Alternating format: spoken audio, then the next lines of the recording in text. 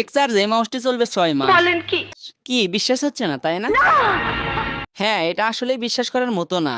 কারণ এত কম দামের একটা ডিভাইসে এত ভালো ব্যাটারি ব্যাকআপ প্লাস এর যে পারফরমেন্স সেটা আসলে এর দামের তুলনায় অনেক বেশি কিছু।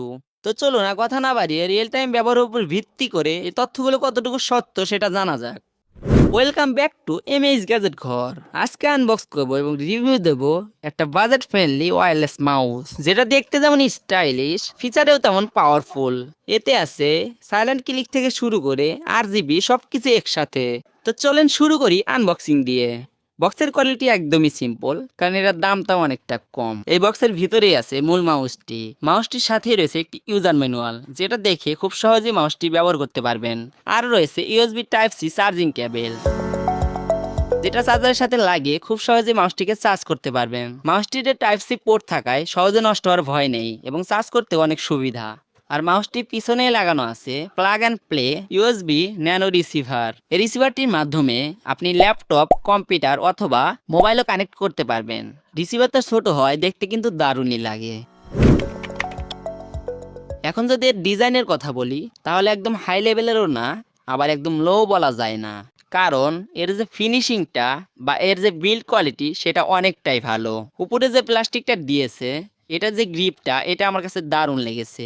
যদিও এটা আপনি না ধরলে বুঝতে পারবেন না, ধরলে একদম প্রিমিয়াম ফিল দেয়। কম্প্যাক্ট ডিজাইন হওয়াতে এক হাতে খুব সুন্দরভাবে ধরে রাখা যায়। মাউসটির সাথে RGB লাইট থাকায় দেখতে সুন্দরই লাগে, বিশেষ করে অন্ধকারে। আর রয়েছে সাইলেন্ট ক্লিক, যার কারণে অতিরিক্ত কোনো শব্দ হবে না। মানে হচ্ছে বাটন ক্লিক করার পর বাটনের সাউন্ডটি শোনা যাবে না। এটার ফিচার হিসেবে আছে 2.4 গিগাহার্জের ওয়্যারলেস সিস্টেম, আর রেঞ্জ রয়েছে 8 থেকে 10 মিটার পর্যন্ত। রেড অপটিক্যাল ট্র্যাকিংও রয়েছে, যেটার কারণে আপনি মাউসটি মাউস প্যাড ছাড়াই ব্যবহার করতে পারবেন। আর রয়েছে অটো স্লিপ মোড, এটার মাধ্যমে আপনি মাউসটিকে লং টাইম ব্যবহার করতে পারবেন বা এর চার্জটাকে সেভ করতে পারবেন আর কি। এই মাউসটিতে আরেকটি অপশন রয়েছে, সেটা হচ্ছে থার্ড গিয়ার DPI অ্যাডজাস্টেবল বা DPI কন্ট্রোল। এখানে 800, 1200 এবং 1600 DPI দেওয়া আছে। হয়তো এই DPI সম্পর্কে অনেকেই জানেন, তারপরও যারা জানেন না তাদের জন্য বলছি। DPI মানে হচ্ছে ডটস পার ইঞ্চ, মানে হলো মাউসটি কতটা সেনসিটিভ। অর্থাৎ আপনি যখন মাউসটি হাত দিয়ে সরান, তখন স্ক্রিনে মাউসটির আইকনটি ঠিক কতটুকু স্পিডে নড়াচড়া করবে সেটা হচ্ছে DPI। ধরেন আপনি মাউসটির উপরে থাকা DPI বাটনটি একবার প্রেস করলেন, তখন সেটা 800 DPI তে চালু হয়ে যাবে। মানে হচ্ছে তখন স্ক্রিনে থাকা মাউসটির আইকনটি ধীরে ধীরে মুভ করবে বা ছোট ছোট করে মুভ করবে, যার মাধ্যমে আপনি ভালো টার্গেটিং বা কাজের জন্য এটি ব্যবহার করতে পারবেন, যেমন গ্রাফিক ডিজাইন। এবার যদি আপনি মাউসটিতে দ্বিতীয়বার প্রেস করেন, তখন এটা 1200 ডিপিআইতে কাজ করবে, মানে হচ্ছে এটা তখন মিডিয়াম স্পিডে কাজ করবে। নর্মাল ইউজের জন্য এটাই পারফেক্ট। এবার যখন আপনি তৃতীয়বার প্রেস করবেন, তখন মাউসটি 1600 ডিপিআইতে কাজ করবে, মানে হচ্ছে ম্যাক্সিমাম স্পিডে কাজ করবে। এই স্পিডটা গেমিং বা বড় স্ক্রিনে কাজ করার জন্য কাজে লাগে। আশা করি এখন বুঝতে পেরেছেন ডিপিআইটা আসলে কি। তারপরে যদি বুঝতে কোনো অসুবিধা হয় অবশ্যই কমেন্ট করে জানিয়ে দেবেন। তারা বলে এক চার্জে 6 মাস ব্যাকআপ। এইটা শোনার পর আমি ভাবলাম, ভাই এটাতে তো ব্যাটারি না, নিউক্লিয়ার পাওয়ার ব্যবহার করা হয়েছে। মানে কি বলবো, যাই হোক। আসলে এখানে মূল বিষয়টা হচ্ছে, আপনি যদি দিনে 1 থেকে 2 ঘন্টা ব্যবহার করেন স্লিপ মোডে, তাহলে হয়তো এটা 6 মাস ব্যাকআপ দিতে পারে। তবে রেগুলার ইউজে 15 থেকে 20 দিন অথবা 30 দিন পর্যন্ত ব্যাকআপ পেয়ে যাবেন। Live test and demo. এই মাউসটাকে ফোন, কম্পিউটার, ল্যাপটপ, প্যাড এগুলোর সাথে কানেক্ট করার জন্য নিচে একটি সুইচ দেওয়া হয়েছে। এই মাউসটিতে মূলত দুটি কানেক্টিং সিস্টেম ব্যবহার করা হয়েছে। একটি হচ্ছে সরাসরি ব্লুটুথ, আর একটি হচ্ছে রিসিভারের মাধ্যমে। এখানে যে সুইচটি দেখতে পাচ্ছেন, এটাকে পিছনের দিকে প্রেস করে দিলে এটা সরাসরি ফোনের সাথে ব্লুটুথের মাধ্যমে কানেক্ট হয়। আপনি যখন মাউসটিকে অন করবেন, তখন এর সাথে থাকা এলইডিটা ব্লুটুথ কানেক্ট হওয়ার আগ পর্যন্ত বারবার ব্লিঙ্ক করবে এবং কানেক্ট হওয়ার পর এর RGB লাইটগুলো অটোমেটিক কালার পরিবর্তন করতে থাকবে।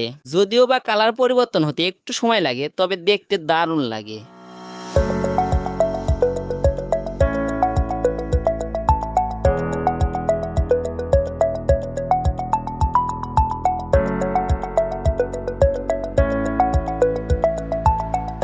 এবার যদি মাউসটির মাধ্যমে ফোনটিতে হালকা একটু কাজ করে দেখাই, তাহলে দেখুন ব্লুটুথের মাধ্যমে কানেক্ট হওয়ার পরও মাউসটি স্মুথলি চলছে। আবার আপনি চাইলে এই রিসিভারটার মাধ্যমে মাউসটি ফোন অথবা কম্পিউটার, ল্যাপটপ সব কিছুতে কন্ট্রোল করতে পারবেন। রিসিভারের মাধ্যমে ফোনের সাথে কানেক্ট করার জন্য আমি একটি ওটিজি কেবল নিয়েছি। এখন রিসিভারটি ওটিজির সাথে লাগিয়ে ফোনের সাথে কানেক্ট করে নেব। ওটিজি কেবলটা সরাসরি ফোনের সাথে কানেক্ট হবে না, তাই আপনার ফোনের সেটিংসে গিয়ে ওটিজি পারমিশনটা অ্যালাউ করে দিতে হবে। অ্যালাউ করার পর মাউসটির সুইচটাকে সামনের দিকে প্রেস করে দিলে সাথে সাথে মাউসটি রিসিভারের মাধ্যমে ফোনের সাথে কানেক্ট হয়ে যাবে। এবারও সেম আগের মতো এলইডিটা বারবার ব্লিঙ্ক করা থামিয়ে একদম স্মুথভাবে এলইডি কালারগুলো চেঞ্জ করতে থাকবে। এবার যদি মাউসটি দিয়ে আমি কাজ করে দেখাই তাহলে দেখুন একদম ঠিকঠাকভাবেই কাজ করছে। যদি হাতের নিচে একটা মাউস প্যাড থাকতো তাহলে এটা আরো ভালোভাবে কাজ করতো।